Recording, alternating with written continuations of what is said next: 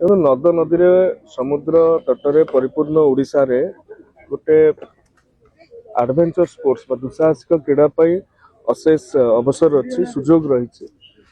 ଓଡ଼ିଶାରେ प्रथम थर ପାଇଁ ଆଜି ପାଖାପାଖି 150 ପିଲାମାନଙ୍କୁ ନେଇକି ए वाटर स्पोर्ट्स एडवेंचर स्पोर्ट्स आयोजन करा जायछि, जेउथिरे 10टी डिसिप्लिन ऐड करा जायछि एवं kayaking, canoeing, scuba diving, wind surfing एभली अनेक डिसिप्लिन रे मध्य पिलामानंकु आज तालीम प्रदान करा जाउछि। समान के भितर कंपटीशन करा जाउछि एवं खुशीर कथा ये 150 पिलामानंक भितरु पाखापाखि 60 रु ऊर्ध्व झियो पिला माने अछन, जोथिरे कि आम राज्यर युवपीढ़ी साहसी हो, आत्मनिर्भर हो एवं ओडिशा सरकार एडवेंचर स्पोर्ट्स उपरे गोटे बड़ पदक्षेप नौचंती, जोटा कि विगत दिन में आमर प्रतिश्रुति रही।